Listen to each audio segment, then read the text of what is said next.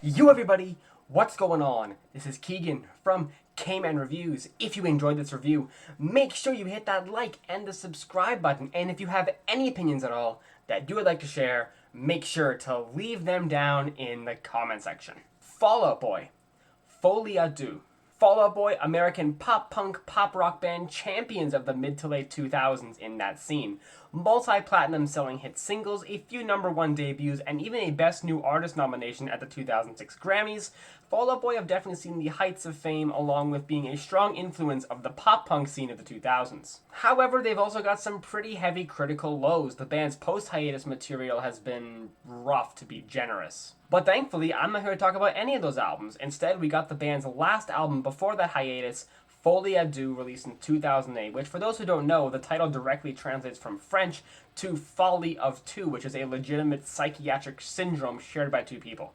I'm very excited to get into this request since Fall Out Boy played a significant part in shaping my musical taste. Even some of the poppier cuts from American Beauty, American Psycho, I can attribute to that.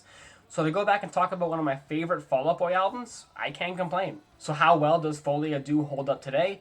Let's find out as I review it, track by track. We will start with the singles, with there being two of them. The first being I Don't Care, which was a staple of my childhood. I can't hate the song if I try to.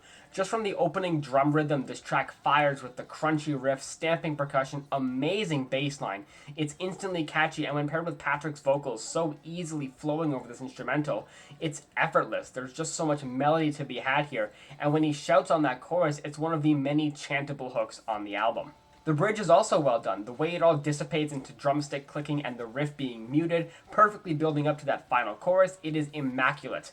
And with these lyrics depicting the egotistical side of celebrities, it perfectly exudes that charisma to sell the message. Such a fun track, definitely a favorite. And the second and final single, America's Suitehearts, opens up wondrously with the piercing blanket of riffs lingering in the background while the 1-2 punch of percussion ruptures the mix. After only 15 seconds of that, the real track starts with much more breathing room, the smacking of the snare and that light guitar lick pairing well together and perfectly complementing Patrick's voice. The chorus here is a bit slower, but certainly more monumental than on I Don't Care. Patrick has a deep belt in his singing as the riff fittingly increases in volume to balance it all out. I also love the clap beat on the bridge, not as satisfying or intense of a build-up, but overall, it's another great single. Now for the rest of the tracks. Opener Disloyal Order of Water Buffaloes is the perfect introduction. The way this synthetic keyboard organ slowly enters in, letting Patrick's soulful voice shine in earnest light, until the riff and bass drum mimicking the melody come in when Patrick switches back to his rougher, punkier delivery. And I swear this chorus, in my opinion, is one of the best things I've heard in late 2000s pop punk. Honestly, that hook lives in my head all the time. It is so effortlessly catchy and sticky with the right amount of melodiousness and punch. The breakdown is also satisfying, reintroducing that drum from earlier, just an honest-to-God, flawless song with some lyrics about trying to separate from this love, only knowing in the end that you're bound to come back around. One of my favorite Fall Out Boy songs, period. She's My Winona is another good cut here, definitely not as magnificent or immediately impactful as any of the tracks prior, but still has a good chunk of highlights. I especially like this summery, almost surf rock flavored riff being partnered with the slower chugging of a second riff. Pretty nice contrast there. Patrick's vocals feel pretty emotionally driven here, love him jumping all over his vocal range here, and while the chorus is one of the most lacking on the record, not bad but comparatively speaking, it's still very catchy and the repeated post-chorus accented by the drum pounding is a nice touch. Also gotta highlight the massive instrumental shift for that final chorus, just feels so fluid and simple, yet it is a drastic tonal change with the clicky, snappy rhythm, acoustic guitar, and really letting the bass get a chance in the spotlight. Great track all around. Headfirst slide into Cooperstown on a Bad Bet has some of the most diverse tonal changes on the record. I love how quickly and smoothly parts of the song transition between one another, kicking off with some quivering synthetic build, slowly fading in alongside some stomping drums and riff, only to kick off the first verse with this grimy, chugging riff and trumpets as Patrick sings in his much deeper tone that feels very theatrical, morphing back into this sentimental, sweeping piano ballad for the chorus, and gaining a power ballad garnish for that final chorus. There's just so much magnetizing confidence present in this track. It's gripping and always manages to make me come back. The shipped gold standard, shipped being in parentheses, and this one starts off standard enough, well-loaded riffs flooding the mix, but then the track quickly grows a groove with this segmented riff and this drum rhythm that is practically impossible not to headbang along to. And I love how the two styles fuse for the chorus. I also really like the brief yet clap-heavy bridge that adds an extra bit of charismatic flavor to the song, while Patrick's vocals are just as spunky as they have been so far on the album. Certainly not as emblematic a song as earlier cuts or even some of the highlights to come, but a very solid outing nonetheless. Coffees for Closers, all in parentheses, is one of my favorites out of all the deep cuts. I love how it starts off with the gunfire barrage of drums, which get reserved back to the background for Patrick's chirping howls, definitely one of his more exaggerated vocal presences on the album. Especially on the chorus when he gets overly snotty in his inflection, but that's not necessarily a bad thing in this case. Another thing I like about this is the string arrangements that help garnish the mix. They're not overpowering at all, but they really play against the rougher riffs well. Amazing song. What a Catch, Donnie, which has a massive feature list from BRENDON URIE of Panic at the Disco, Alexander DELEON of the CABE, William Beckett of the Academias, Travis McCoy from Gym Class Heroes, Gabe SAPORTA from Cobra Starship, ELVIS COSTELLO, and Doug Newman, which really feels like it should have been the closer. It's a ballad, in fact, it's the only ballad on the record, and a very emotionally charged one for that matter. The keys are gorgeous, the riffs are a unique yet amazing compliment, and the monumentally scaled chorus plus Patrick's luscious vocals only play to their grandiosity. All those features I mentioned only come into play for the final minute, where all of them sing various reprises of older Fall Out Boy songs. I'm not going to list every single one because frankly I don't really need to, but all I'm going to say is William Beckett couldn't have gotten a better cut. Are you serious? Anyway, this song is absolutely fantastic. 27 is actually a pretty standard track when you compare them to the rest of the track list. Not that it's bad or even disappointing because of it, but you can definitely recognize that it doesn't have a truly unique charm to it. However, the riffing here still works, the percussion still bumps, especially for that first verse, and this one has some of the more amazing quotables.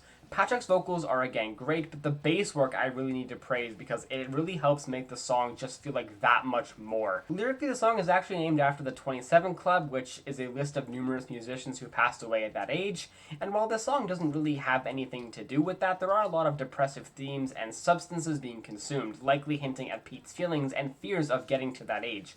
Nice track. Tiffany Blues featuring Lil Wayne and Alexander DELEON, again, is probably the most typical in the Fall Out Boy fare, at least in terms of the instrumental.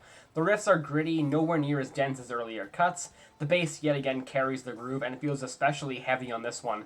The percussion is pretty satisfying. The bridge is where the features come in. Hearing Lil Wayne not even deliver a verse feels like a bit of a scam, especially since he was just 6 months off the release of the Carter 3 at this time. But for what brief presence he has, he does okay, even if he's relegated to background vocals. I guess if I had to pick a least favorite, it would be this one, even if it isn't really a bad song. W.A.M.S, which stands for Waiter, Actress, Model, Singer, actually opens up with what reminds me of like a metal or a grunge riff. Not necessarily in its ferocity, but just the way the riff sounds feels very similar to those genres. I also like the pounding percussion and Patrick returning to his more exaggerated delivery like we heard on Coffees for Closers, but this one's a bit more groovy and suave in a way, which another amazing bass line sure contributes to that vibe. I also love the chantable chorus. It's got one of the strongest weights of any chorus on the record, although the acapella outro that lasts for the entire final minute is a bit of a pace killer. I usually just skip it when it comes on, but the rest of the song is pretty great. $20 Nosebleed featuring BRENDON URIE really has a nice swing to it from the opening notes. The staccato keyboard jabs, the percussion matching it perfectly, it really harnesses that Panic at the Disco exuberance, and when BRENDON comes in to sing, it's just so perfect how well it suits him.